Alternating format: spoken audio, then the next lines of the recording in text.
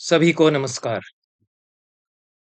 संस्कृत साहित्य में महाकाव्यों की एक लंबी समृद्ध परंपरा रही है। विविध प्रकार के महाकाव्य लिखे गए, पौराणिक आख्यानों पर आधारित महाकाव्य हैं, जीवन चरितात्मक महाकाव्य हैं, ऐतिहासिक महाकाव्य हैं। ऐतिहासिक महाकाव्यों में भी दो प्रकार के महाकाव्य संस्कृत में लिखे जाते रहे हैं। किसी स्थल विशेष के राजाओं के पूरे वृत्तांतों को लेकर के महाकाव्य लिखा जाए, जिस प्रकार से कल्हड़ की राजतरंगिणी है, या किसी एक इतिहास पुरुष को, महापुरुष को लेकर के उसके जीवन चरित को निबद्ध करते हुए जीवन चरितात्मक महाकाव्य लिखा जाए। यह चरित प्रधान महाकाव्य होता है, पर ऐतिहासिक व्यक्तित्व को, इतिहास की घटनाओं को इसमें प्रस्तुत किया जाता है। 19वीं 20वीं और 21वीं शताब्दियों में अनेक ऐतिहासिक महाकाव्य लिखे गए हैं संस्कृत में, और सुंदर महाकाव्य हैं। बड़ी समृद्ध परंपरा चली आई है पिछली 2 शताब्दियों से आज तक संस्कृत में ऐतिहासिक महाकाव्यों की। और उनमें किसी इतिहास पुरुष को, किसी महापुरुष को केंद्र में रखकर महाकाव्य लिखा जाए, यह भी एक परंपरा बनी, समृद्ध हुई, पल्लवित हुई, और बहुविध महाकाव्य इस परंपरा में लिखे गए।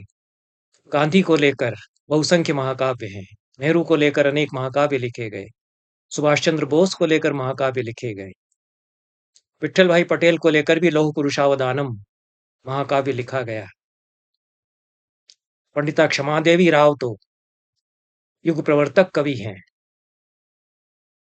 और संस्कृत के मूर्धन्य कवियों में परिगणनीय है।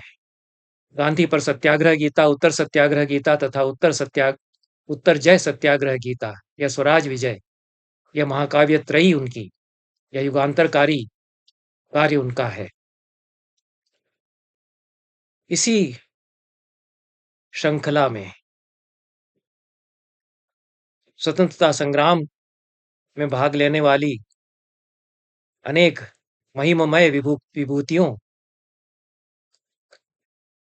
को नायक बनाकर महाकाव्य लिखे गए।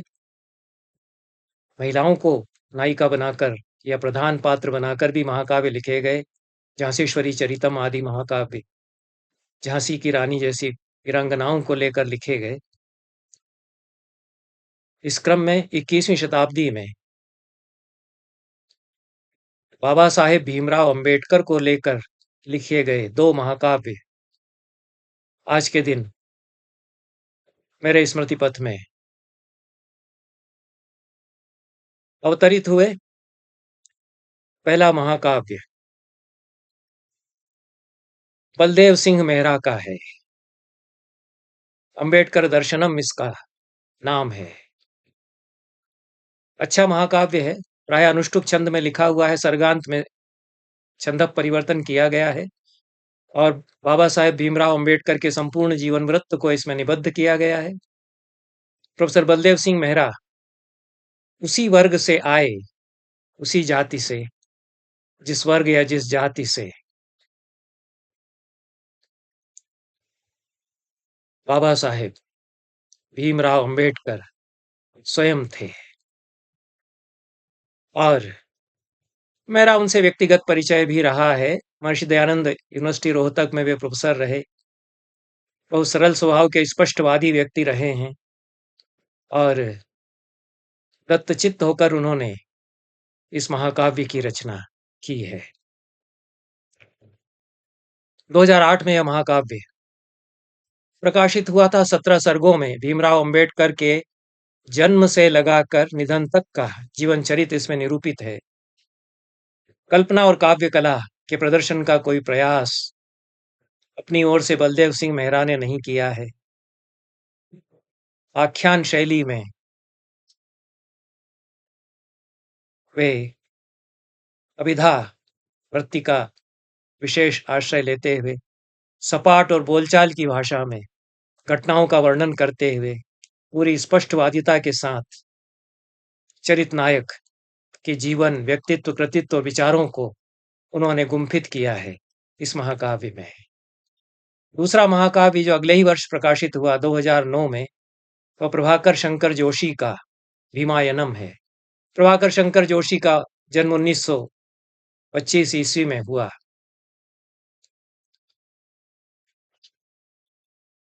1944 से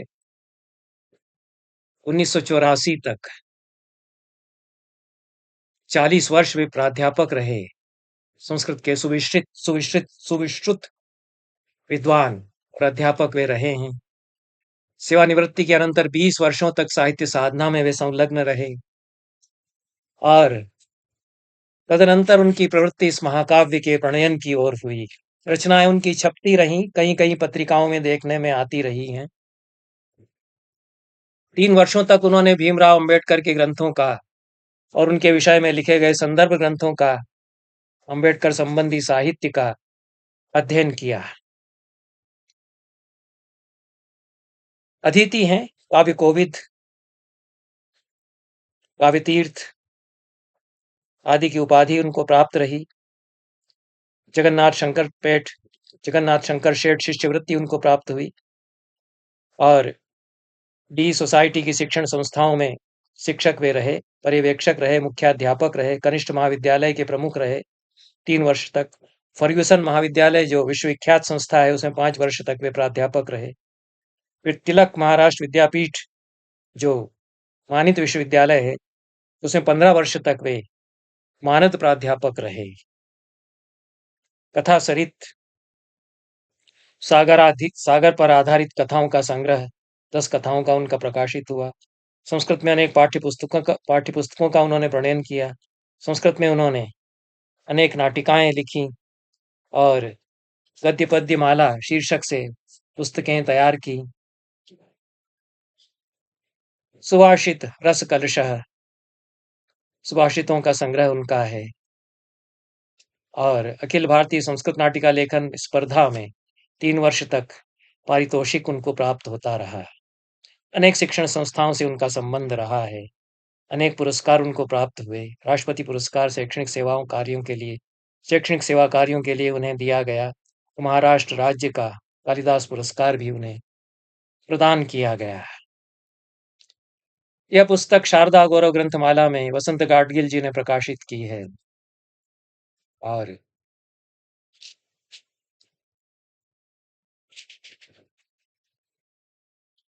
सुंदर महाकाव्य है। तैयारी इसके पीछे की गई है, पर कुछ दुर्भाग्य था कि आंखों की ज्योति जीवन के अंतिम वर्षों में प्रभाकर शंकर जोशी जी की मंद होती गई। महाकाव्य का प्रणयन में आरंभ करते उसके पहले ही अंततः वे पूर्णतः प्रज्ञा चक्षु बन गए और महाकाव्य लेखन को लेकर वे सर्वथा निराश हो गए।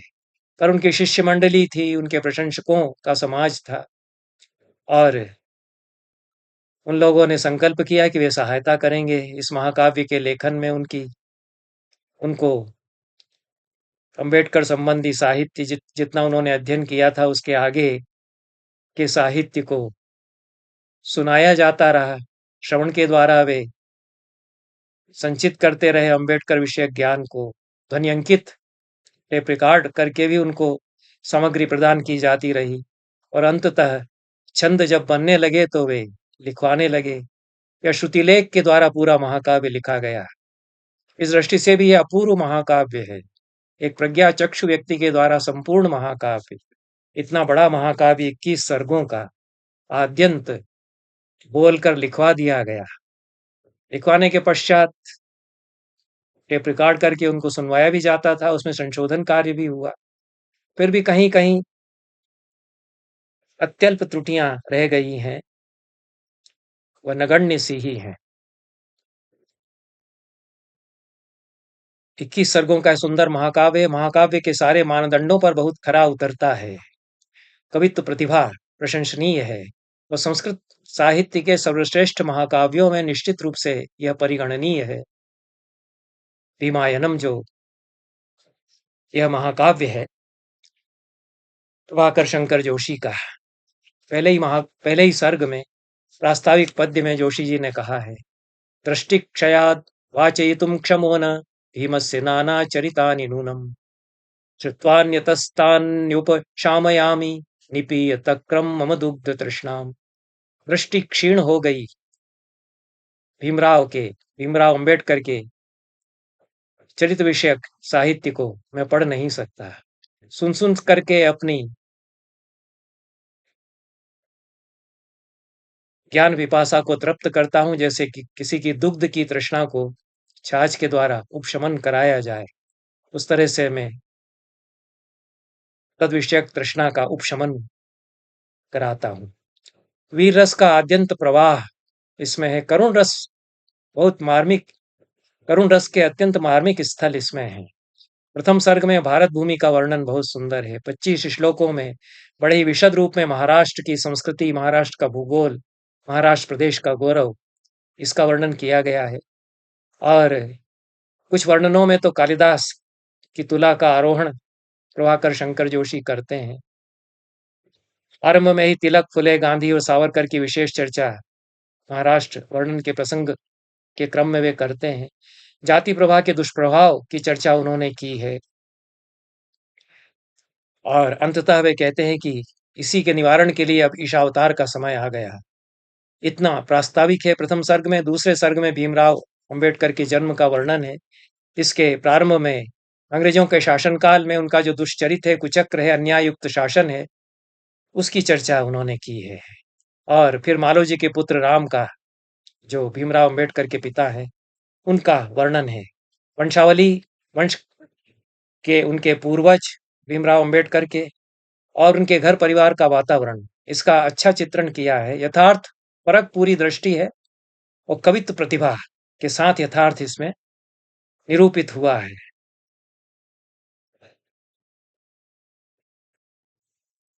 अंबेडकर के संघर्ष, द्वंद्व, चिंतन की प्रस्तुति करते हुए उनके जन्म से लगा करके महापरिनिर्वाण तक के वृत्तांत को 21 सर्गों में जोशी जी ने इस महाकाव्य में समेटा है। बहुत प्रामाणिक है, ऐतिहासिक दृष्टि से घटनाओं का चित्रण है, अध्ययन करके किया गया है और काव्य कला और भाषा शैली की सुगढ़ता के साथ आकर्षक यह महाकाव्य है। अलग अलग छंदों का प्रयोग है, छंदों की समृद्धि है, छंदों का उत्सव इस महाकाव्य में बनता है। 12वां सर्ग विशेष रूप से आर्या छंद में लिखा गया है।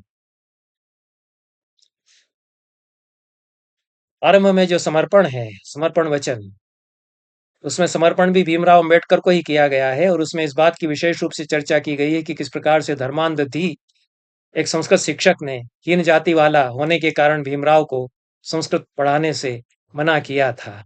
अंततः स्वयं के प्रयास से वे संस्कृत साहित्य का अध्ययन करते रहे और एक संस्कृत के विद्वान के रूप में भी भीमराव अंबेडकर जाने जाते हैं। उनकी जो अनुसंधान परक दृष्टि है गीता आदि के संबंध में, वह उल्लेखनीय रही है। और जोशी जी का कहना है कि संस्कृत के पंडित समाज ने भीमराव के साथ जो अन्याय किया, उसके प्रतिकार के लिए उन्होंने यह महाकाव्य लिखा है। मैं संक्षेप में इस महाकाव्य की सर्गानुसार चर्चा करूंगा, यथासंभव इसकी वैशिष्ट्य और प्रकाश डालने का प्रयास करूंगा। प्रथम सर्ग के बारे में मैंने बताया कि यह प्रास्ताविक और उपोद्घात का सर्ग है और द्वितीय सर्ग में भीमराव के जन्म का वृत्तांत निरूपित है। जैसा मैंने कहा कि उनके पिता राम अंबेडकर के चरित्र की रेखाएं बारीकी से उकेरी गई हैं। दूसरे सर्ग में अध्यापन के द्वारा किस प्रकार वे जीवन यापन करते थे और उनकी माता के स्वभावशील का वर्णन किया गया है। उनके चाचा पितृव्य, उनके चरित्र का भी निरूपण यहाँ किया गया है। और धार्मिक वातावरण था, तुकाराम के अभंग गाए जाते थे, संस्कारी परिवार था, यद्यपि महार परिवार था। बचपन से ही कटु अनुभव हुए भीमराव अंबेडकर को। तीसरे सर्ग में उनका चित्रण है, उनकी बाल लीलाओं का चित्रण है भीमराव अंबेडकर की। बहुत नटखट नटखट थे, शरारती थे, और किस प्रकार से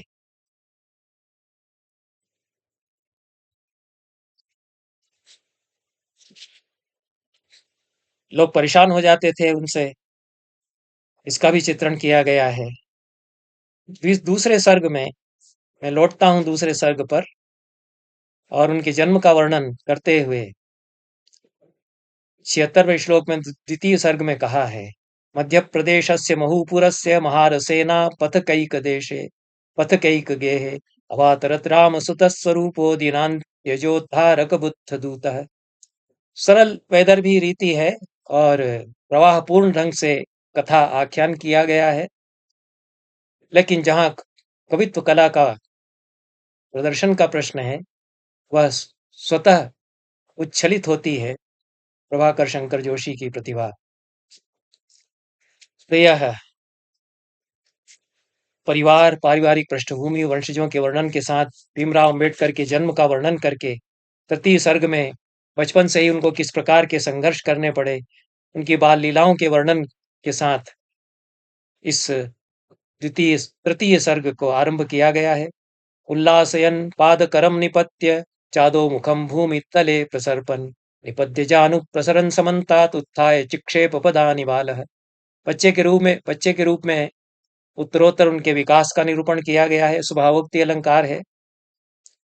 दोनों हाथ दोनों पैर वे उछालते थे शिशु के रूप में, फिर पेट के बल लेटकर भूमितल पर रेंगने का प्रयास करते थे, फिर उसके बाद घुटनों के बल चलने लगे, और फिर उठकर अपने पैरों से चलने लगे।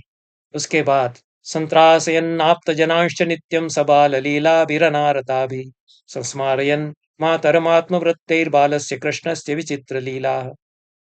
बहुत नटखट थे और अपनी बाल लीलाओं के द्वारा अपनी माँ को कृष्ण की विचित्र लीलाओं का स्मरण वे कराते थे।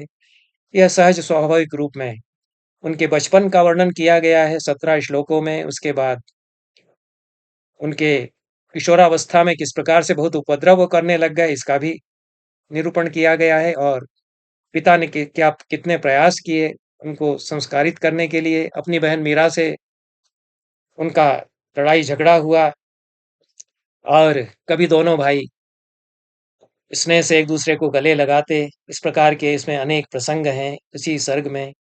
और भोजन के पहले किस प्रकार से उस परिवार में अभंग और दोहे तुकाराम के गाए जाते थे, और कितने अभंग कंठस्थ हो गए थे भीमराव अंबेडकर को, यह भी वर्णन यहाँ पर प्रभाशंकर जोशी ने किया है।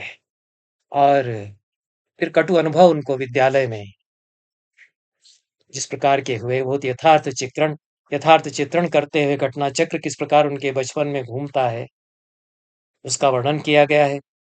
और अथैकदा चंड निदाग तप्त रथ्यामटन्ति वृत्रशार्थ भीमः सवर्णवापि सलिलं पिबंश्च केनापि दृष्टः पुरुषाधमेन। गर्मी का मौसम था, दोपहर थी, तीखी धूप थी। किसी गली में घूमते हुए तीव्र तृषा प्यास से आर्त होकर के बालक भीम ने स्वर्णों की जो वापी या बावड़ी थी उससे जल पी लिया। किसी अधम पुरुष ने उनको ऐसा करते हुए देख लिया। आक्रम्य तूर्णम विनिपात्य भूमौ प्राताड़यत् तं भयभीत भीमं प्रताड्यमानः स च हस्तयष्ट्या लत्ता प्रहारैः परितुत्यमानः। उसने उन पर आक्रमण किया। उस पुरुष ने जमीन पर उनको गिरा दिया हुए भीम को, और हाथों से, लकड़ी से और लात के प्रहारों से बुरी तरह उनकी धुनाई वह करने लगा। उच्चैरुदन गेहमियाय भीमो निजान्ति जत्तुम च निनिंद भूय। जोर से रोते हुए भीम घर आए। माया पुनस्तत्र इति ब्रुवंती सा श्वासयामास सुतम च माता। माता ने आश्वासन दिया और कहा कि उस तरफ फिर मत जाना। स्कूल में, विद्यालय में उनके इस प्रकार के जो अनुभव हैं, उनका चित्रण और उनकी कुछ उच्छृंखलता जो किशोरावस्था की है, उसका भी चित्रण चतुर्थ सर्ग में किया गया है। दुराग्रह जो उनके हैं, हठ उनका जो है, दुराग्रही स्वैर विचारवर्ती स्वच्छंदचारी खलु बाल भीमः हितैषिणां वाचमुपेक्षमाणः प्रतीपगाम्येव मुमोद नित्यम्। जो लोग समझाते बुजुर्ग लोग उसका उल्टा करते, प्रतीपगामी थे, हितैषियों की वाणी को की उपेक्षा करते, और स्वच्छंदचारी थे, दुराग्रही थे, स्वैर विचार से चलते थे, मनमानी बहुत करते थे। ये बहुत बेबाक ढंग से बचपन में जिस प्रकार के भीमराव थे उसका चित्रण किया गया है, लेकिन बहुत निर्भीक थे, और किसी शिक्षक ने किस प्रकार से उनको प्रताड़ित किया उस सब का चित्रण यहाँ पर किया गया है। इस बीच कोई अंबेडकर आचार्य थे, उनका स्नेह भी उनको प्राप्त हुआ, और इस बीच माता बहुत रुग्ण हुई। अंततः उनकी अहिलौकिक लीला समाप्त हुई। बहुत स्नेह अपने पुत्र पर रखती थी भीमराव पर। चतुर्दशापत्यमसूत भीमा कृतांत भक्षी कृतनैक बाला सा बाल षट्कम परिपोषयन्ती बभार कष्टेन कुटुंब भारम। गृहिणी की जो दीन दशा है और जो दुर्दशा है भारतीय परिवार में, विशेष रूप से इस प्रकार के परिवार में, उसका करुण चित्रण यह है। 14 संतानें हुई, भीमा जो उनकी माँ थी, और धीरे धीरे रोग ग्रस रहा था उसकी काया को। बहुत सारी उसकी संतानें निधन को प्राप्त हो गई, नहीं रही। 6 बच्चे बचे। बहुत कष्ट उठाकर उनका पालन वह करती थी। सा दुर्बला क्षीण शरीर शक्ति रुजा कुला व्रतमाचरन्ती षडब्द कल्पे सति बाल भीमे पंचत्व मापद्यत मंद भागा। दुर्बल थी, बहुत क्षीण शरीर वाली थी, रोग से आक्रांत शरीर उनका था, व्रत का पालन फिर भी करती थी।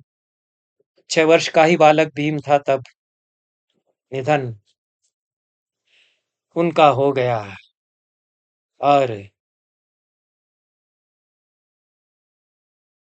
पिता नहीं चाहते थे कि दूसरा विवाह करें, लेकिन विवशता में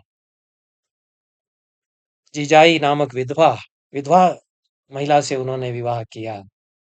यह भी उनके पिता स्वयं भी किस प्रकार के विचारों के थे और स्वयं समाज सुधार की दिशा में प्रवृत्त थे, इसका उदाहरण है। लेकिन कितना गहराई से पढ़ा समझा है अंबेडकर की सारी जीवन यात्रा को, इसमें चतुर्थ सर्ग में प्रभाकर शंकर जोशी कहते हैं कि माता आ गई, लेकिन जितनी संतानें थीं उन्होंने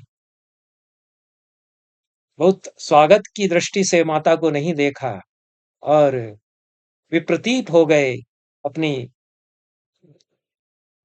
सौतेली माता के प्रति सारे बच्चे। तो परिवार में, कुटुंब में कलह होने लगा। जबकि ये जिजाई जो विधवा थी, ये स्नेह से पालना चाहती थी सारी संतानों को। नवागताम ताम वनिताम समीक्ष विशेषतो मातृपदे नियुक्ताम स्नेह बाला स्नेह न बालाम परिपालयंतीम तामद्विशंस्ते नितरा वराकीम। उस बिचारी को ये सारे बच्चे मिलकर के बहुत द्वेष भावना उस पर रखते थे कि कहाँ से आ गई, हमारी माँ के स्थान पर मातृपदे नियुक्त यह हो गई, और उसको तंग करते थे। वह स्नेह से इनका पालन करने का प्रयास करती थी। यदा हि भीमा वसनं वसानां समीक्ष्य तद्भूषण भूषितांगीं स्वर्गस्थ भीमा स्मृति दुख तप्ता सोढ़ुम क्षमा नैव बभूव मीरा। जो बड़ी बहन थी उसके तो तन बदन में आग लग जाती जब वह देखती कि हमारी माँ के गहने और कपड़े पहने हुए हैं। तद्भूषण भूषितांगी उसको देख करके वह सहन नहीं कर पाती थी। इस तरह से ये जो तनाव और अंतर्द्वंद है परिवार का, इसका बढ़िया चित्रण किया। तेषां वृषस्सा विषयो बभूव मदीय दुर्भाग्य मतः परम किम। उनके रोष का द्वेष का सामना करती रही और अपने भाग्य को कोसती रही कि मेरा यह दुर्भाग्य है। ततश्च कोपान अलदाह तप्तो विसर्जयत शब्द शरान सुतेषु। अब पिता बच्चों को डांटते, तो तैर्वाक शरीर भीम मनोति विद्धम सोभूत हताशो व्यथितश्च खिन्नः विद्यार्जनाभ्यास परांगमुखेन धनार्जने तेन मति प्रचक्रे। पिता भी जब डांटने लग गए तो भीमराव बहुत व्यथित और खिन्न हुए। उनको लगा कि पढ़ाई लिखाई छोड़ करके भी धनोपार्जन का कहीं से प्रयास किया जाए। लेकिन धीरे धीरे वे विभिन्न प्रकार के अनुभव हुए, बंबई पहुंच गए, और उद्योग करने का प्रयास किया, लेकिन परिश्रम बहुत किया, पशुपालन भी किया। इस सब का चित्रण इसमें किया गया है। चाचा के पास रहे, चाची के पास रहे और बहन ने बहुत संभाला इनको बचपन में। उसका अच्छे सुंदर क्षण हैं भाई-बहन के प्रेम के। और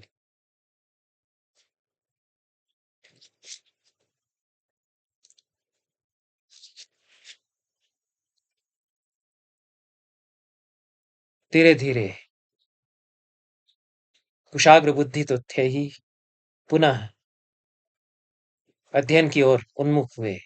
स्वाध्याय में चित्त लगाने लग गए और आचार्य केलुस्कर से उनका परिचय हुआ। अध्ययनशील होते चले गए भीमराव अंबेडकर। इसी बीच संस्कृत के अध्ययन की उनकी इच्छा थी और संस्कृत अध्यापक ने डांट डपट करके भगा दिया, उनको निषेध किया। ज्ञानस्य राशि खलु संस्कृता गीर्भीमस्य तस्यां सुकरः प्रवेशः स्वप्नः स रामस्य नितान्तरम्य प्रध्वंसितः संस्कृत शिक्षकेण। उनके पिता राम का यह स्वप्न था कि सारा ज्ञान का खजाना तो संस्कृत में है, मेरा बच्चा संस्कृत पढ़ ले, लेकिन संस्कृत शिक्षक ने निषेध कर दिया। उससे दुखी हुए, उनके पिता भी दुखी हुए। इसी बीच अस्पृश्यता का जो भाव था विद्यालय में, उसके कारण उनको कटु अनुभव हुए।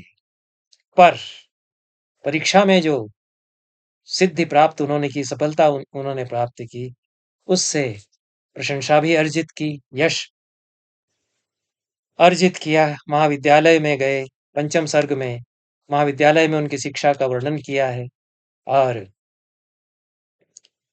पिता ने फिर पुत्र को युवक होता देख करके उनका विवाह करने का उद्यम किया। रमा से उनका विवाह हुआ और विवाह की तैयारियां किस प्रकार की जाती थी उस समाज में, इसका चित्रण किया गया है।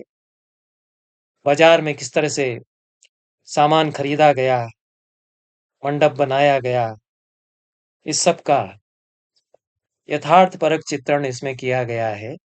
और महाविद्यालय में शिक्षा प्राप्त करते हुए भीमराव अंबेडकर के मन में यह विचार आया कि बड़ौदा के राजा सयाजी राव, निश्चित रूप से सयाजी राव बड़े गुणग्राही थे और उन्होंने बहुत ही प्रोत्साहन दिया विद्वानों को और मेधावी विद्यार्थियों को।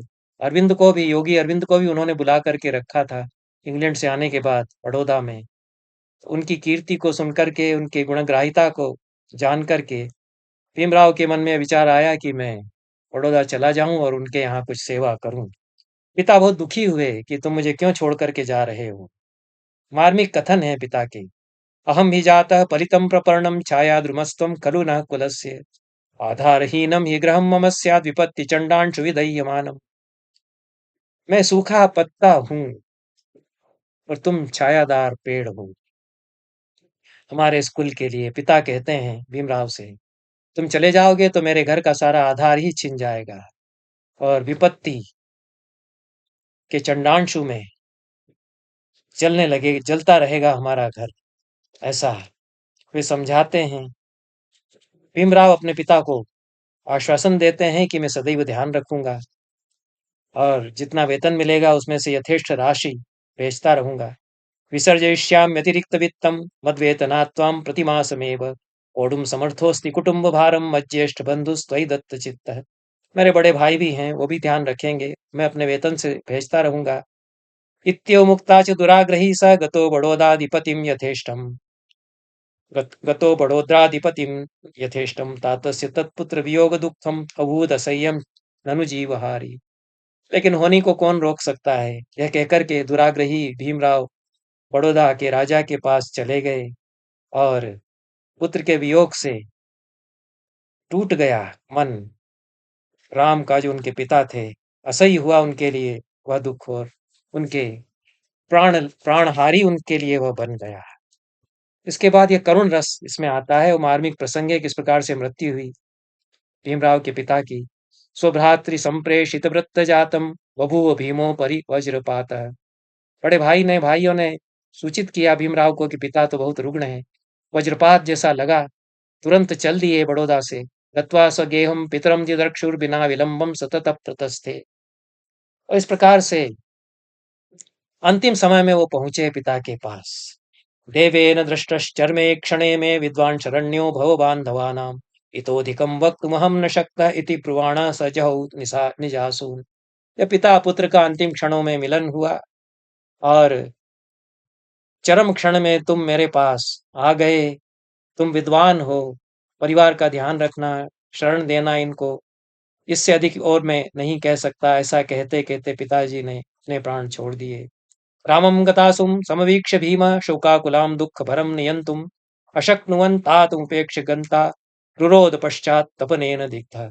राम को, अपने पिता को निष्प्राण देख करके शोकाकुल भीम दुख के भार को रोक नहीं पाए, दुख के आवेग को भीतर, और फूट फूट कर रोने लगे पश्चाताप के साथ। इसके बाद वापस लौटे बड़ौदा। सयाजी राव ने बहुत सहायता की, विदेश जाने में सहायता की, अनेक मेधावी छात्रों की इसी प्रकार से मदद की है सयाजी राव ने। संस्कृत शिक्षा के लिए तो अद्भुत योगदान उनका है। और सयाजी राव के पास पहुंच गए, ये बहुत बड़ा उपकारक हेतु रहा। भीमराव अंबेडकर की ज्ञान यात्रा में, सारस्वत साधना में विदेश में पहुंच गए। इंग्लैंड में ज्ञानार्जन वहां उन्होंने किया, स्वाध्याय तपस्या में लग गए। और क्या क्या वो पढ़ते थे इसका वर्णन किया है, उनके मित्र मंडली का वर्णन किया गया है, किस प्रकार से जीवनचर्या उनकी विदेश में थी, इस प्रकार का वर्णन किया गया है। द्वित्रासु भिन्नासु न केवलासु नैकासु शाखासु पठुत्वमिच्छन् राज्यार्थ वाणिज्य विधि इतिहास धर्मादि शास्त्राणि पपाठ भीमः। एक दो अनुशासनों में ही पांडित्य हो ऐसा नहीं, अनेक प्रकार की शाखाओं में, ज्ञान की शाखाओं में पटुता में प्राप्त करूंगा, ऐसा चाहते हुए वाणिज्य विधि इतिहास धर्मशास्त्र आदि के ग्रंथों का अध्ययन वे करते रहे। ग्रंथान पठन नैक विधान अनेकान तेषां से सारम सलिखन तदाशु एकाग्रचित्तेन विचिन्तयंश्च नैकान निबंधान सलिलेख तत्र। यह प्रवाहपूर्ण शैली में कहीं द्रुत गति से भी घटनाओं का वर्णन किया गया है, कहीं थम करके सुंदर वर्णन भी बीच में करते हैं। अनेक ग्रंथों का अध्ययन करते हुए, उनके सार का नोट्स बनाते हुए, एकाग्रचित्त से मनन चिंतन करते हुए बहुत सारे निबंध उन्होंने इस बीच लिखे। और मित्रोच्च कोलाहल वारणार्थम द्वारम पिधायैव स नित्यमध्यै कोलाहले तीव्रतमे ही जाते कार्पास खंडै पिदधौ सकर्णौ। दरवाजे के बाहर शोर शराबा मित्र मंडली करती रहती, एक दरवाजा भिड़ा करके अच्छी तरह बंद कर लेते और अध्ययन करते रहते। लेकिन फिर भी यदि कोलाहल शोरगुल आता तो रुई कानों में ठूंस करके,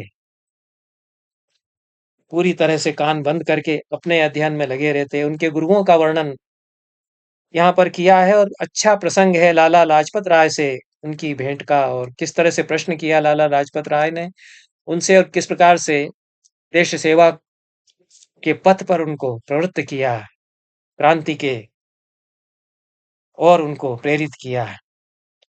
इसका इस प्रसंग का वर्णन इस षष्ठ सर्ग में यहाँ पर किया गया है। लौट आए भारत, उसके पश्चात अध्ययन पूर्ण किया, लेकिन छोटी मोटी नौकरी मिली, सेवा नहीं मिल पाई। जहां भी जाते अंत्यज होने के कारण सेवा नहीं मिल पाती थी, और कहीं पर जो कुछ कार्य मिला उसमें वेतन बहुत अल्प था। बड़े विद्यालय में सेवा मिली, 1.25 साल तक उसमें कार्य किया, लेकिन वेतन उसके अनुसार अन्य शिक्षकों के तुलना में बहुत कम दिया जाता रहा। और दूरस्थ विद्यालय तोपि नैके विद्यार्थिनोऽगु किल तस्य वर्गम अल्पेन कालेन बभूव भीमः प्राध्यापकानां धुरीकीर्तनीयः। पढ़ाने की पद्धति उनकी और विद्वत्ता और पांडित्य, उसकी ख्याति कुछ ऐसी थी कि अन्य विद्यालयों के भी छात्र इस विद्यालय में उनसे पढ़ने आने लग गए, उनकी कक्षा में आकर के बैठने लग गए। बहुत जल्दी ही अध्यापकों में अग्रगण्य वे हो गए। कालिदास का मुहावरा यहाँ पर लिया है, प्राध्यापका नाम धुरी कीर्तनीय। या रघुवंश में भी धुरी कीर्तनीय यह आता है। इसके बाद जर्मनी यात्रा का उनका वर्णन किया गया है इसी षष्ठ सर्ग में। पर जो शोध प्रबंध उन्होंने लिखा था उसमें भारत में अंग्रेजी शासन की आलोचना की थी और वह रोक रोक लिया गया। उनकी जो थीसिस थी उसको, इसका वर्णन किया गया है और उनके निदेशक ने कहा है कि इसको हटा दो, इन अंशों को जिसमें तुमने ब्रिटिश राज की आलोचना की है। इसके लिए तैयार नहीं हुए। यह उनका एक बड़ा नैतिक साहस था और अटका रहा उनका शोध प्रबंध। बाद में गुरु के समझाने पर उन्होंने कुछ उन अंशों को थोड़ा सा परिमार्जित किया, हटाया तो नहीं, और स्वीकार किया गया उनके शोध प्रबंध को। यह वर्णन जो है किया गया है छठे सर्ग में। और इसके पश्चात फिर भारत लौट करके आना उनका, फिर आजीविका के लिए प्रयास करना उनका संघर्ष, और फिर सार्वजनिक क्षेत्र में सक्रिय होते जाना और अदालत में मुकदमों के लिए पैरवी करने के लिए उनका जाना। ये एक मुकदमे का अच्छा वर्णन इसमें दिया गया है। जवलकर नाम के किसी लेखक ने देशस्य रिपुवः नाम से पुस्तक, नवल भतेजा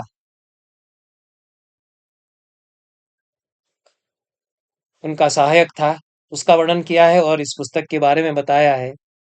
तो यह इस पर मुकदमा चला और उसमें पैरवी करने के लिए अंबेडकर ने बहुत प्रयास किया। इससे उनकी ख्याति उनकी हुई।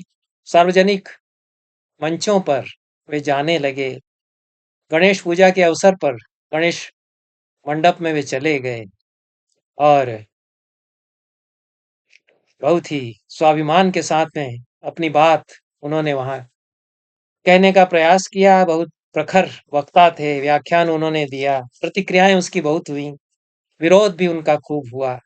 यह अंबेडकर के संघर्षों का वर्णन 7वें सर्ग में जो आरंभ किया गया है वो जारी रहता है। 8वें सर्ग में विधानसभा का कार्य उन्होंने करना आरंभ किया। विधानसभा में उनकी नियुक्ति भी, इसका वर्णन किया गया है। साइमन कमीशन, साइमन आयोग का भारत आगमन, उसका वर्णन किया गया है इसी सर्ग में। और लाला लाजपत राय का जो दुखद निधन है, कारुणिक निधन है, उनको लाठियों से जो प्रहार उनके ऊपर किए गए थे उसके कारण, और साइमन कमीशन का विरोध फिर जो किया गया था, इन सब घटनाओं का चित्रण है। और संघर्ष, राजनीतिक जीवन, उसका निरूपण भीमराव अंबेडकर का यहाँ पर किया गया है। और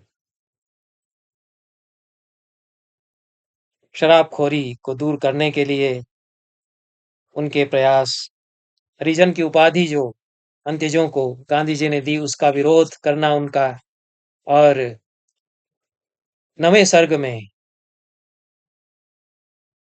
शाहू जी से उनका परिचय और शाहू जी के द्वारा उनका आदर और सम्मान, इसका वर्णन किया गया है। शिवाजी के वंश में शाहू जी हुए थे और कोल्हापुर में शासन करते थे। संस्कृत के विद्वानों का बड़ा सम्मान इन्होंने किया है। अन्यत्र भी वर्णन मिलते हैं। शिवाजी राजस्य कुलावतंस प्रजा हितैषी दलितानुरागी राजर्षि शाहू करवीर भूपो बभुव लोकोत्तर राज्य करता, प्रशंसा की है शाहू जी की। और शिवाजी राज के कुलावतंस वे थे, प्रजा के हितैषी थे, दलितों पर अनुराग रखते थे। करवीर, कोल्हापुर में करवीर मठ भी है, वहां वे राज्य करते थे और लोकोत्तर उनका चरित्र था। इस प्रकार से सयाजी राव के द्वारा उपकृत तो थे ही भीमराव अंबेडकर, और शाहू जी का भी स्नेह और आदर उन्होंने प्राप्त किया।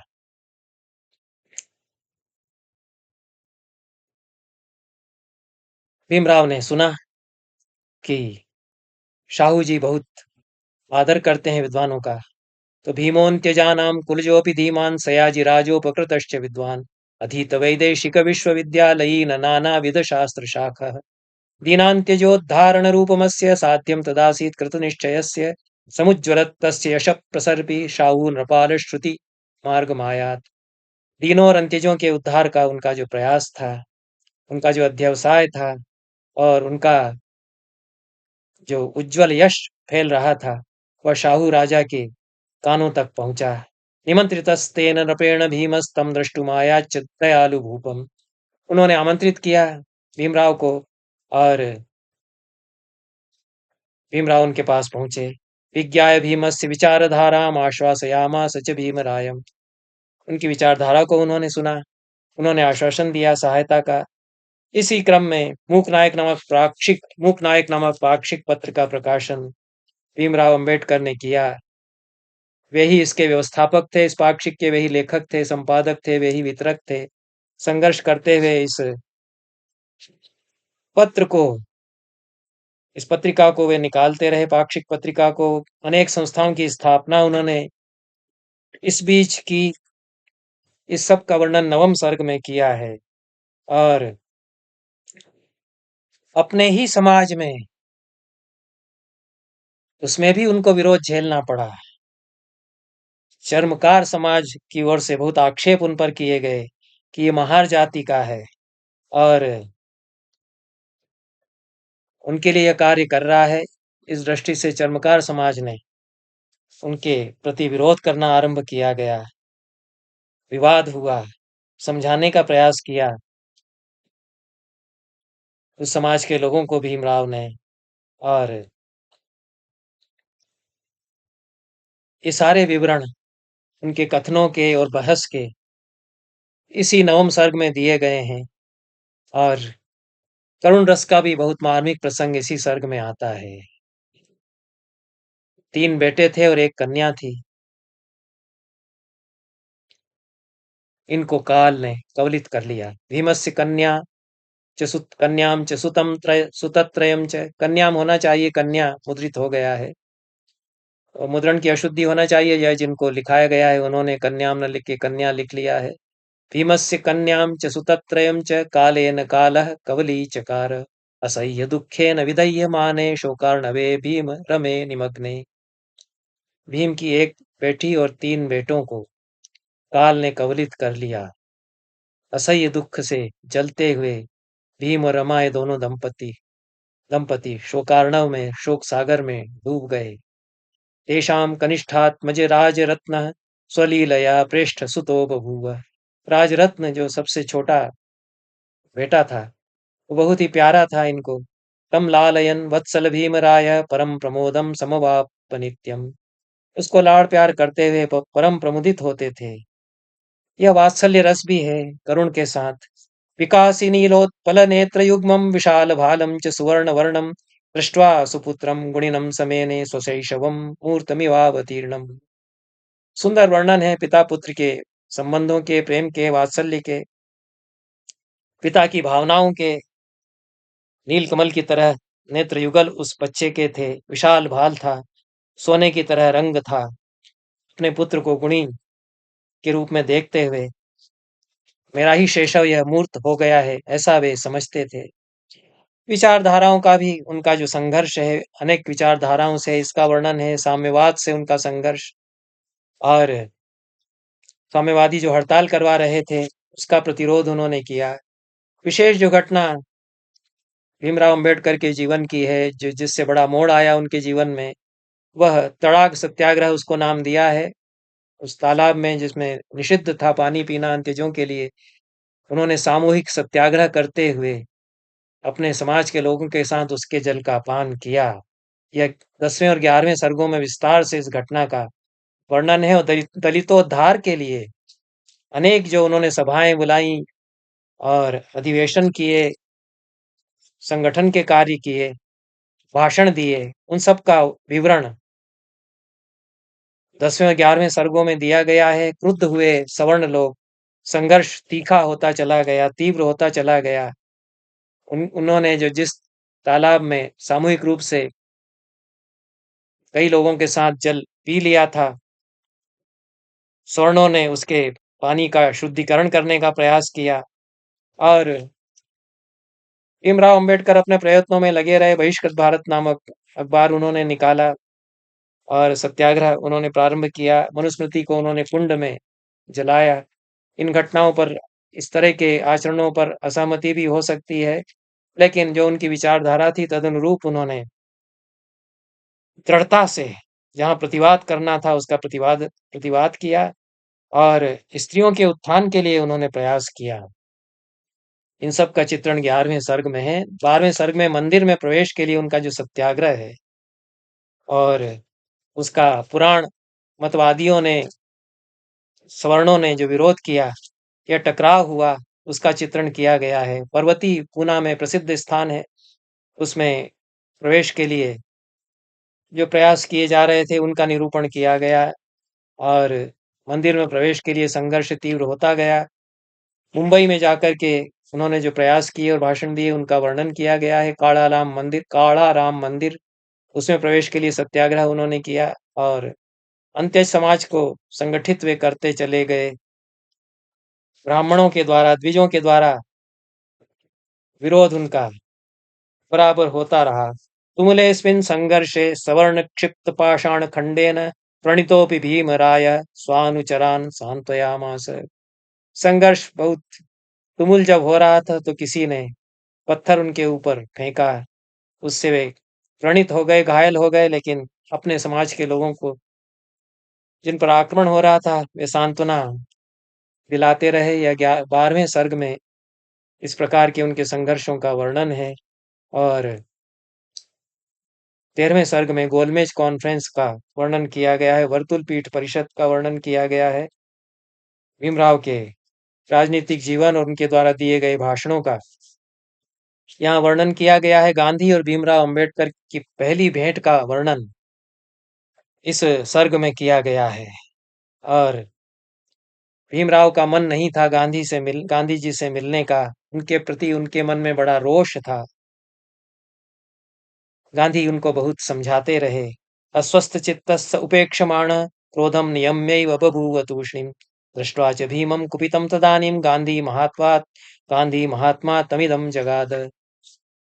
अस्वस्थ चित्त भी थे, रुष्ट भी थे गांधी से। गांधी उनको समझाते रहे। उसके बाद जो बहस है गांधी और अंबेडकर के बीच में, उसकी कुछ झलक हमको 13वें सर्ग से मिलती है और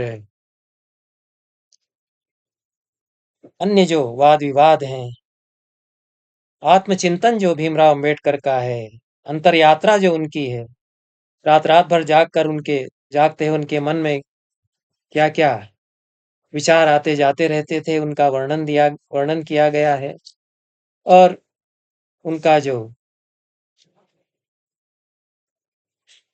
सार्वजनिक जीवन है उसका वर्णन किया गया है। इसी 13वें सर्ग में ही जॉर्ज पंचम के द्वारा निमंत्रित किया जाना, उनको इस घटना का चित्रण किया गया है। गांधी आदि सभी लोग लंदन में थे और जॉर्ज पंचम ने इनको निमंत्रित किया। जॉर्ज पंचम के सामने भीमराव अंबेडकर ने अंतजों की स्थिति पर बहुत ओजस्वी भाषण दिया। इसको सुनकर के प्रभावित हुए जॉर्ज पंचम। इस प्रकार की इस प्रकार के प्रसंगों का चित्रण यहाँ 13वें सर्ग में यहाँ पर किया गया है और पूना में उन्होंने जो कुछ प्रयास किए हैं उनका निरूपण करते हुए गांधी जी के अनशन का, सत्याग्रहों का भी चित्रण यहाँ पर किया गया है। कारागार में रहते हुए गांधी और भीमराव के बीच जो संवाद के सेतु बनते हैं उनका विवरण दिया गया है और मदन मोहन मालवीय से भी भीमराव अंबेडकर का जो संवाद हुआ वह इस 14वें सर्ग में निरूपित है। 15वां सर्ग बहुत ही मार्मिक प्रसंग उपस्थित करता है और रमा जो उनकी पत्नी थी वह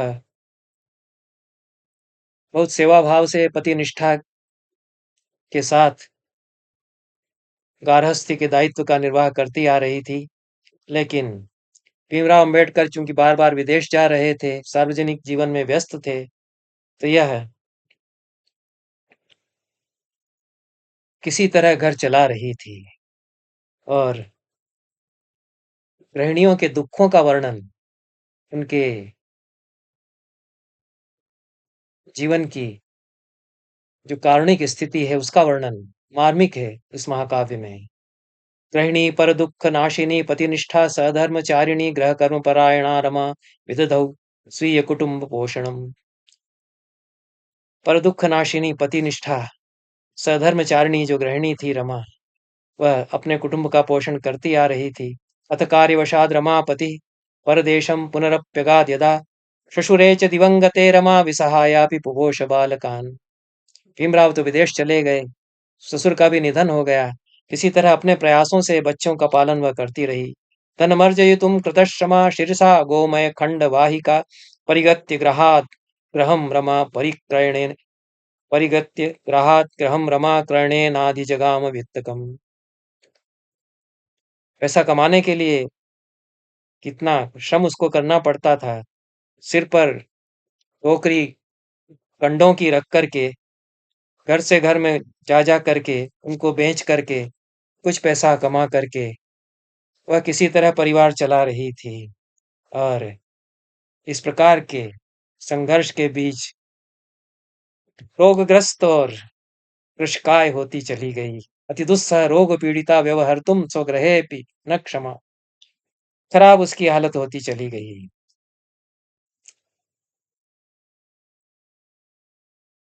इस प्रकार से अंततः रमा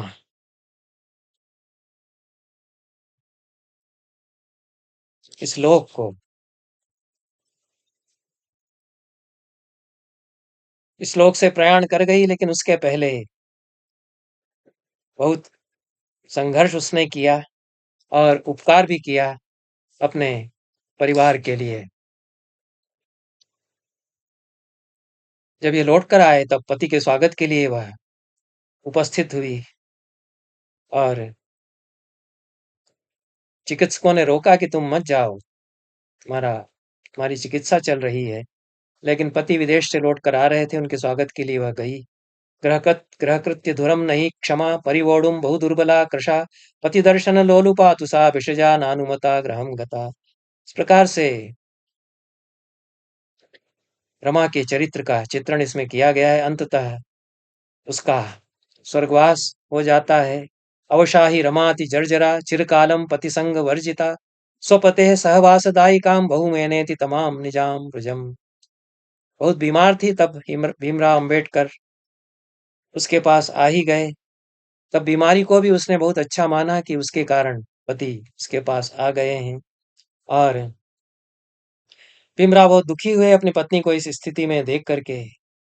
अवलोक्य रमाम विसंगिकाम सही पस्पर्श करेण तन्मुखम पतिपाण्यमृतम विलक्षणम क्षणमात्रम च बभूव जीवनम। भीमराव उसके पास गए, वह विसंग थी, होश में नहीं थी। उन्होंने अपने हाथ से स्पर्श किया उसके ललाट को, अमृत के समान उनके हाथ का स्पर्श पा करके उसने क्षण मात्र के लिए जैसे जीवन फिर से पाया। यतते गति तुम निजम पतिम ननु किंचित स्फुरिता धरा रमा। अपने पति से कुछ कहना चाहती थी, होठ उसके कापे कहने के लिए। सहसैव निमील्य लोचने क्षण मात्रेण जगाम पंचताम। फिर अचानक आंखें मूंद मुंद गई उसकी और निधन उसका हो गया। उसके बाद बहुत करुण विलाप है। वियोगिनी छंद में यह लिखा गया है। पूरा सर्ग जो है 15वां सर्ग और अज विलाप के समान 17 श्लोकों में भीमराव अंबेडकर का विलाप है। दयिता विरहेण दुःखितो गुरुशोकं विनयन्तुमक्षमा शिशुवत् प्ररुदंश दारुणं विललापेति स भीम उच्चकैः विललाप सबाष्प गदगदम सहजामप्यपहाय धीरताम। ऐसा जो रघुवंश में अज के लिए कालिदास ने कहा है उसकी कुछ थोड़ी सी छाया लेकर के, लेकिन सुंदर वर्णन किया है। और बच्चे की तरह फूट फूट करके रोने लगे ऐसा कहा है। अयि रामु मदर्थ जीविते दयिते लोकहिते रते सखि ससार्ध पथे विमुच्य मां भवती किं त्रिदिवं गता भवती किं त्रिदिवं विनिर्गता। हे रामू, मेरे लिए जीवन दान करने वाली मेरी प्रिया और लोकहित में लगी रहने वाली, आधे मार्ग पर ही इस जीवन यात्रा में मुझे छोड़ करके सहसा तुम कैसे चली गई। न कदापि कृता विगर्हणापराध्ये मयि न कदापि कृता विगर्हणापराध्येऽपि मयि त्वया पुरा अधुनैकपदे निरागसित त्वशनिः किं मयि पातिता त्वशनिः किं मयि पातितस्त्वया। मैंने अपराध किए तुम्हारे प्रति बहुत, तुमने कभी मुझे नहीं कोसा, मेरी गणना नहीं की। आज अचानक कैसे यह वज्र प्रहार अपने निधन के द्वारा तुमने मेरे ऊपर किया है। मित्रगण समझाते हैं भीमराव को, फिर धीरे धीरे प्रकृतिस्थ होते हैं। 16वें सर्ग में निर्वाचन में भीमराव की विजय, चुनाव में इसका चित्रण है। औद्योगिक विधेयक, इसका कानून का उन्होंने विरोध किया, इसका चित्रण है। खोती के निर्मूलन के लिए उनके जो प्रयास हैं, उनका निरूपण इस 16वें सर्ग में किया गया है। 17वें सर्ग में महाराज्यपाल मंत्रिमंडल में भीमराव की नियुक्ति का वर्णन किया गया है और अंत्यज महासंघ की स्थापना उन्होंने की और किस प्रकार से राष्ट्र की परिकल्पना उन्होंने की, इसका भी वर्णन किया गया है। अंग्रेजों भारत छोड़ो इस आंदोलन में वे सम्मिलित हुए और अनेक जो उनके सार्वजनिक कार्य हैं, उनका निरूपण इस सर्ग में किया गया है। सिद्धार्थ महाविद्यालय की स्थापना उन्होंने की है। जगन्नाथ मंदिर पुरी तक गए थे, लेकिन दूर से ही दर्शन किया। इस पूरे प्रसंग का वर्णन किया है 5 श्लोकों में। और इसके बाद अनेक संस्थाओं की स्थापना उनके द्वारा जो की गई, उसके क्रम में इस महाविद्यालय की स्थापना का वर्णन किया गया है, सिद्धार्थ महाविद्यालय की। और मंत्रिमंडल में रहते हुए उन्होंने जो अनेक कार्य किए, उनका भी वर्णन यहाँ पर किया गया है। इसी सर्ग में जिन्ना और भीमराव अंबेडकर की भेंट का वर्णन किया गया है और किस प्रकार से दोनों कांग्रेस से मतभेद होने के कारण अलग भी होते गए, यह भी निरूपण कवि ने यहाँ पर किया है। और अनेक समितियों में जो उनकी भूमिका रही, इस सब का निरूपण 18वें सर्ग में किया है। विधि मंत्री परिषद में उनकी भूमिका और संस्कृत भाषा ही राष्ट्रभाषा हो, इसकी घोषणा करते हुए उन्होंने यहाँ जो कार्य किए हैं, यह जब संविधान सभा बनी, उसमें भी भीमराव अंबेडकर ने यह प्रस्ताव रखा था कि संस्कृत को राष्ट्रभाषा घोषित किया जाए। और उसके बहुत पहले से वे संस्कृत के उत्थान के लिए और संस्कृत को राष्ट्रभाषा के रूप में स्वीकृति मिले, इसके लिए प्रयास कर रहे थे। तो इसका भी विवरण इसी सर्ग में 18वें सर्ग में दिया गया है।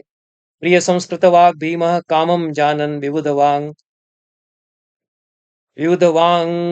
महत्ताम ऐच्छत्तां स्थापयितुं हिन्दीव राष्ट्रवाचः पदे। दलित महासंघस्य च कार्यसभायां तदा भीमराय प्रस्तावोपन्यासं कृतवान् गीर्वाणवाग्विषयम्। संस्कृतवाङ्माहात्म्यं विशदीकुर्वन् तदा भीमरावः प्रोवाच संस्कृता वाग् भारतीय संस्कृतेर्मूलम्। उन्होंने दलित महासंघ में उसकी कार्यकारिणी में प्रस्ताव किया संस्कृत भाषा के विषय में और विस्तार से संस्कृत वाङ्मय के महात्म्य का विवेचन भी किया। और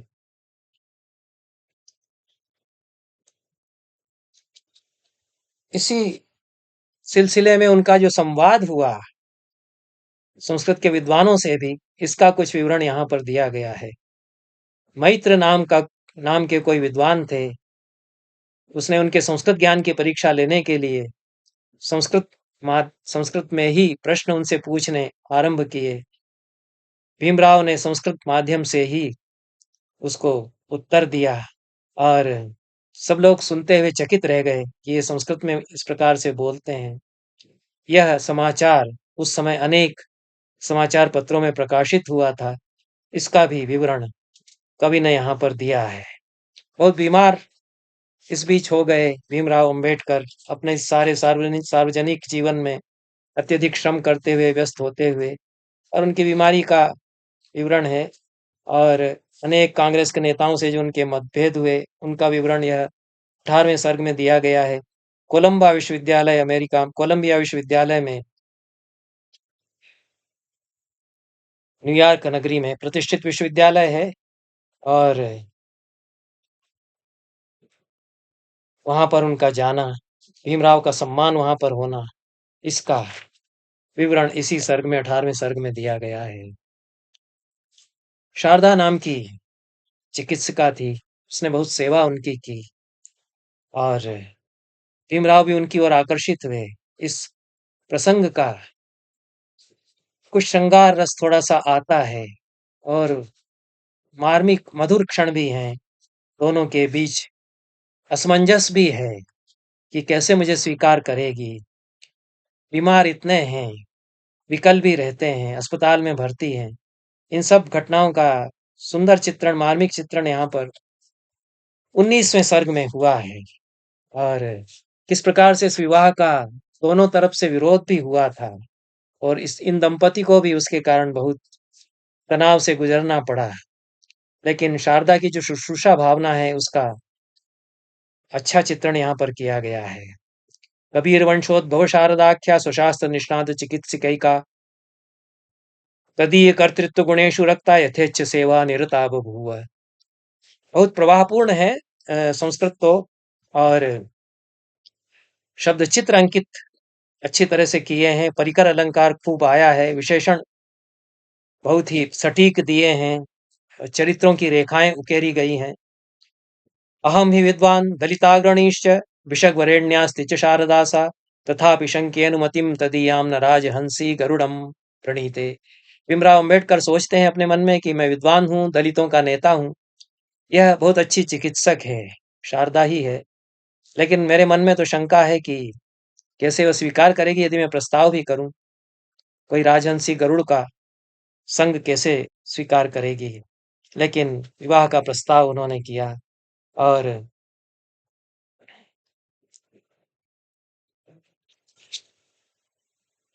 विवाह का दोनों के बीच जो संबंध हुआ उसका वर्णन यहाँ पर किया गया है, और विवाह का विस्तार से वर्णन यहाँ पर किया गया है शारदा और भीमराव के इसी 19वें सर्ग में।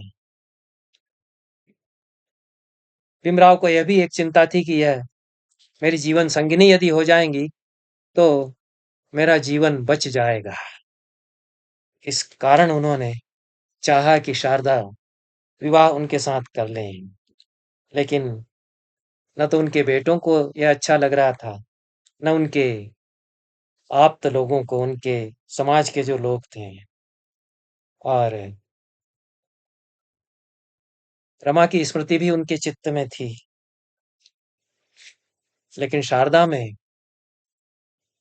उनको बड़ी सांत्वना उसको देख देख करके प्राप्त होती थी। और इस प्रकार से विवाह दोनों का हुआ। रोगग्रस्त होते हुए भी कार्य में संलग्न भीमराव अंबेडकर बने रहे। पत्नी उनको मना भी बहुत करती थी, जो दूसरी पत्नी शारदा उनकी थी। इतना वर्णन 19वें सर्ग में है। 20वां सर्ग जो प्रसिद्ध घटना उनके जीवन की है, और वे हिंदू धर्म छोड़ना चाहते थे, अनेक धर्मों का अध्ययन कर रहे थे, अनेक मतावलंबियों से विचार विमर्श कर रहे थे, उस सब का वर्णन यहाँ पर किया गया है। और जलगांव में, जलग्राम जिसको कहा गया है, उन्होंने प्रस्ताव किया कि मैं अन्य धर्म को स्वीकार करूंगा। फिर येवला में उन्होंने, येवला नगरी में अन्य धर्म अपने स्वीकार करने की विधिवत उन्होंने घोषणा की, और अनेक विभिन्न धर्मावलंबियों से विचार विमर्श इस क्रम में वो करते रहे। सिख धर्म के गुरुओं से भी उन्होंने विचार विमर्श किया, सिख धर्म का अध्ययन किया, उससे बहुत प्रभावित हुए और उस पर भी विचार कर रहे थे। लेकिन उन्हें यह लगा कि इसमें स्त्रियों की स्थिति पुरुषों के बराबर नहीं है और पुरुष के समान उसकी बराबरी पर स्त्री को महत्व वैसा नहीं दिया जाता। इससे सिख धर्म के प्रति विमुख वे हो गए, उससे विमुख हो गए और अंततः बौद्ध धर्म स्वीकार करने का उन्होंने निश्चय किया। पूरे समाज के साथ किस प्रकार से उन्होंने बौद्ध धर्म स्वीकार किया, इसका वर्णन इस 20वें सर्ग में किया है। क्या-क्या प्रतिक्रियाएं हुई उनके धर्मांतरण की, विभिन्न समाजों में इसका चित्रण किया गया है। 21वें सर्ग में पुनः करुण रस की अभिव्यक्ति है मार्मिक रूप में। नेपाल जाते हैं भीमराव अंबेडकर, बौद्ध परिषद में भाग लेते हैं, वहां पर व्याख्यान उनका होता है काष्ठमंड अर्थात काठमांडू में, और 5 लाख लोग उपस्थित थे ऐसा ये कहते हैं। सपंच लक्षाधिक लाल सेभ्य प्रादात सकृत्यो नवधर्म दीक्षाम अपूर्व धर्मांतर कार्यकृत्स प्रशंसितोऽध्यक्ष महाशयेन बुद्धस्य मार्क्सस्य च साम्यवादम स्पष्टीकुरुध्वं सुविवेचनेन। तो यह बहुत बड़ी सभा नेपाल में और उसमें उनका व्याख्यान हुआ मार्क्सवाद और बौद्ध धर्म इनके साम्य पर, और छोटी-छोटी घटनाएं भी कहीं-कहीं उनके जीवन की जो उनके व्यक्तित्व का और उनकी उदारता का परिचय देती हैं। कोई माली था जो उनके संपर्क में आया था, वह बहुत रोगी था तो उसको देखने के लिए स्वयं रोगी होते हुए भी वे गए, और किस प्रकार से कोई सारमेय कुत्ता था ताबी नाम का, उससे उनको बड़ा प्रेम था और पुत्र की तरह वात्सल्य से उसको पालते थे। वह बीमार हो गया तो कितने परेशान दुखी हुए उसके लिए, इसका चित्रण इसमें किया है। जैन मतावलंबियों से जो उनका संवाद है उसका विवरण दिया है यहाँ पर विस्तार से, और इसी क्रम में 52 श्लोकों में उनके महाप्रयाण का वर्णन है, मार्मिक वर्णन है, और अंतिम क्षण जो है उनका चित्र इसमें अच्छा खींचा गया है। ग्रंथालय में किस प्रकार से पुस्तकों के प्रति उनका आकर्षण था और अपने अंतिम समय में उनको लगा कि अब एक बार दृष्टि डाल लूं अपनी प्रिय पुस्तकों पर, उन पर वो दृष्टि डाल रहे हैं। इस का चित्र एक खींचा गया है। जो पुस्तकें वो लिख रहे हैं, प्रकाशन के लिए इतनी पुस्तकें देना है, उनकी चिंता वो कर रहे हैं और बुद्ध का स्मरण निरंतर कर रहे हैं। कुछ उपासना भी कर रहे हैं। इस प्रकार के उनके अंतिम क्षणों का चित्रण किया गया है और अंतिम सांस उन्होंने जो ली है, निर्वाण प्राप्ति उनका, इसका निरूपण यहाँ पर 10 श्लोकों में फिर किया गया है। यह सुंदर है, मार्मिक भी हैं ये सारे श्लोक, और उनके बात इनके समाज के लोग किस प्रकार शोकाकुल हुए भीमराव अंबेडकर के महाप्रयाण के पश्चात, उनका अंतिम संस्कार किस प्रकार से किया गया, इसका भी निरूपण यहाँ पर किया गया है। अंतिम पद्यों में जो इस सर्ग के 95 से लगा करके और 108वें तक के श्लोक हैं, उनमें पूरा सिंहावलोकन भीमराव अंबेडकर के जीवन का किया गया है और उनकी जो पूरी जीवन यात्रा शैशव से लगा करके और एक महापुरुष के रूप में उनके विकास की है, उसका निरूपण करते हुए कवि कहते हैं कि आबाल्यादन्त्यजत्वात् सततमौमतेरास्पदं यो बभूव शश्वन्नैकैरुपायैः सुचिरनिगहिता शश्वन्नैकैरुपायैः सुचिरनिगडिता स्पृश्यताम् यो बभंज, सुचिर निगडिताम अस्पृश्यताम यो बभंज, ऐसा होना चाहिए। दत्वा ज्ञान प्रकाशम बहुविध दलिता ज्ञानमस्तम निनाय सश्रेष्ठो भीमरायो जगति विजयताम बुद्ध तेजोंश जातः।